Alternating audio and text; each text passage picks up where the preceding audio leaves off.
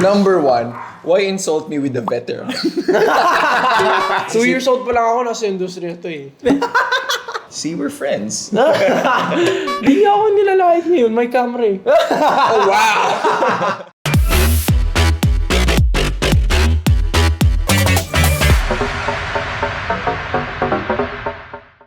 What's up everybody? This is Enchong Dee, your friendly budgetarian, and today magkakaroon tayo ng isang makulit na conversation with someone that I've been with every day since December. For some strange reason, we're always together. Please welcome everyone, my friend, Echarri. Wow! I made it on the Enchong Dee Budgetarian channel. The first of the Gold Squad. Yes, the first of the Gold Squad. I'm gonna give you a brief background kasi yesterday we were in ASAP. I was thinking about the contents. Sabi ko, ano kaya yung pwede natin gawin? Gusto ko yung fun lang, gusto ko yung easy lang, ganyan. Sabi niya, no, I can have a deep conversation. I want a deep topic. Sabi ko, okay, sige, fine. So, this is it. Mano ako nito. But at the same time, it's cool because kapag magkasama kasi kami ni Kyle, wala kaming maayos na conversation. It's always kalokohan, it's always games, it's always just making fun of other people. Kwento muna natin paano tayo nagkakilala. Okay, so una sa lahat, ASAP. The way I met him was, sinabi sa akin ni Darren na, sabi ni Enchong na mayabang ako. Friendly ako, pero I don't wanna say hi to the veterans kasi I don't wanna be feeling close. Hindi ko lang kung paano lumapit sa kanila. If I talk to him, I never said hi yet. So, nayayabangan sa akin si Enchong nun. Okay, are you ready for my version? Number 1, why insult me with the veteran? 2 years old pa lang ako, nasa industriya to eh.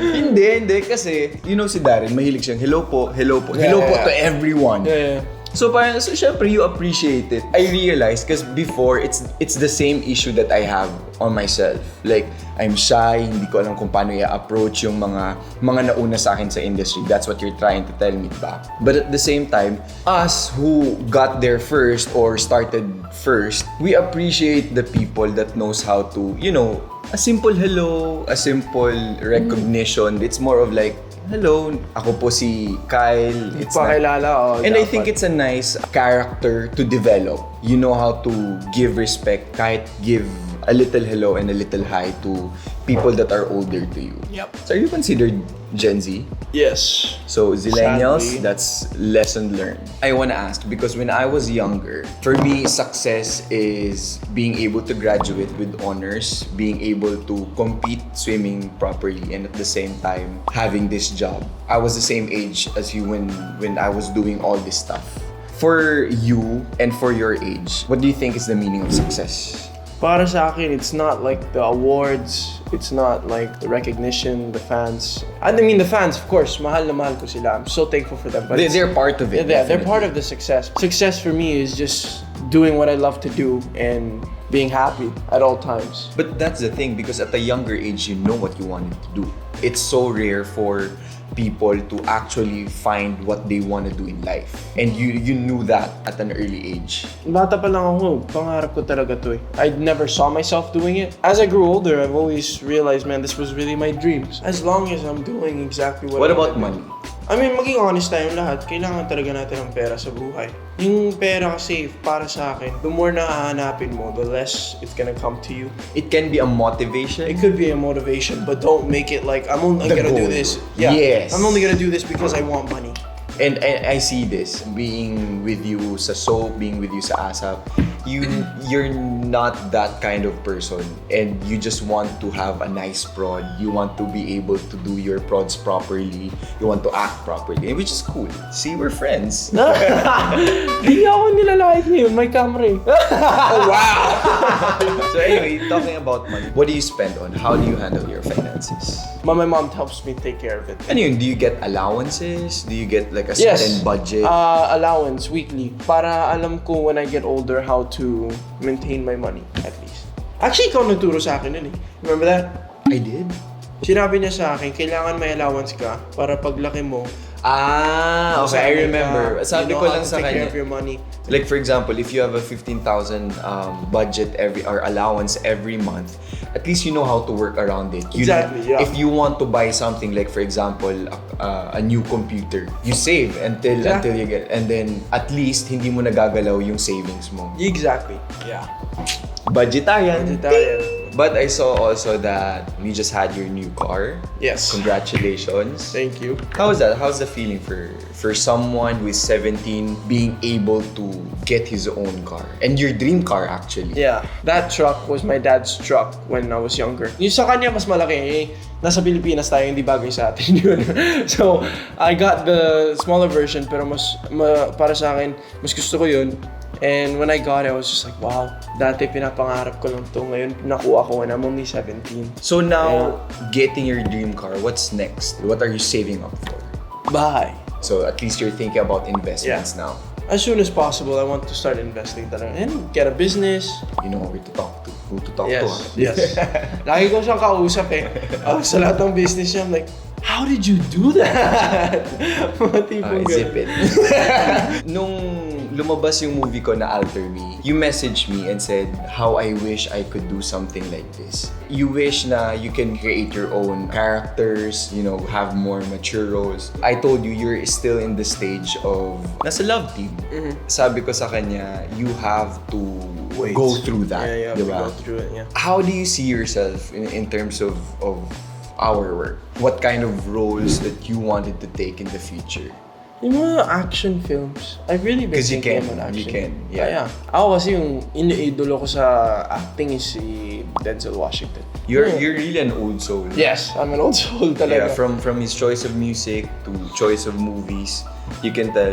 I can see that you're enjoying your love team with Francine. Yes naman. The Gold Squad. It's very young still, kasi that's my age. But I wanna grow into acting talaga. Kasi sometimes napapansin mo talaga pang pa-cute minsan yung mga ginagawa namin, pampakilig. But guys are so cute together. Oh. You know this for a fact. You know this for a fact. I told you, like, I'm a Kaisin and a Seth Drea fan. Like, I enjoy seeing them together, especially behind the camera. Ikinikilig. No, but that's good. That's good. You'll get there. We'll for get sure. there sana. But it's all about patience. And consistency. Consistency, yes. Next, my question is, are you worried about being called Jack of all trades? Because somehow I can relate to that situation of yours wherein you're acting, you're singing, you're dancing, you're doing so many stuff. For me, kasi the way I understand being Jack of all trades is you're a master of none, but oftentimes better than a master of one. Una sa lahat, my first love was music, singing. Then acting came along. And I love acting too. So it's hard. Tulad nga sinabi mo, being a jack of all trades. How will you one. compartmentalize that? For example, singing is Like, your number one, passion. Yeah. Singing is your passion. What is acting? I mean, it's a passion din eh. It grew to be a passion. Diba? It grew to Kasi be a it wasn't passion. the first thing I wanted to do when siyempre, galing ako sa The Voice. I wanted to be a singer. Tapos, I did On the Wings of Love and sabi ko, iba to parang mahal ko din yung acting And then the thought of being a singer, actor came in. It's like, this is nice. I really like it. Kasi mahal ko talaga yung trabaho ko. Here's a funny story. Bata pa lang ako, I used to break dance. And I was fat. Because my brother was a breakdancer and iniidolo ko yung kapatid ko. You're not fat, you're young. I was obese. You were young. Technically, that's fat. So I was fat. I was breakdancing. Never had the confidence to dance in front of anyone. Dancing came along nung nasa industry ako. If you guys were following me throughout my career, kita nyo talaga, sobrang tigas ng buto ko dati. And I did not know how to dance. And because of ASAP, because of G-Force, I started to love dancing din I started to love dancing din talaga. I like performing. I love Performing. I love being That's able my to art. Talagang performing. The performing arts is all I really like. Same. This is actually my last question, but I want to dig deep on this. You had a conversation with one of your friends and you talked about mental health, being able to survive whatever you're going through at this age. Because I feel like you guys, your generation had so much to deal with. How do you handle all the stress? How do you handle all the pressure? And at the same time, being so visible on social media, but having the right Attitude. discipline and attitude not to dwell so much on what you see on social media. I'm gonna be honest, it got to me before. I went through depression. What age? 15, 16. And I'm 17 now. And it's weird because, sorry for the term, but it's quite common. Yes, it is. And I want to say one of the main Especially reasons for why it's common is because of social media. I want to be honest, there's a lot of people that say they think they're depressed because everyone keeps saying that they're depressed. Like it gets to their heads. Just like, oh, this person's sad. I think I'm sad. And it gets to their heads that I'm depressed. I'm going through all this. And then that makes them even more sad than what they really are because they're following the influence of social media. I kept saying that whatever word that comes after I will be your reality. Exactly. Parang ganun. It's like the law of attraction. You want to be sad, tell yourself you're sad, you're gonna be sad. How did you deal with it? And are you better? Are you handling it properly now? Yes, a lot better. I think the one thing na tumulong talaga sa akin was itong pandemya. Why? How? Because a lot of people Became experienced depressed it. because Yeah, of the pandemic. the pandemic. I live in a family of 5. Me and my mom and my sister live here. My dad lives in Cebu. Yung pandemya, I was able to spend time with my dad again for 3 months straight. And your dad is one of your heroes. He's the man I want to be when I get old.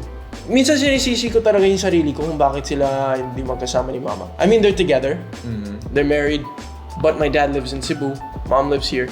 Because dito yung career ko.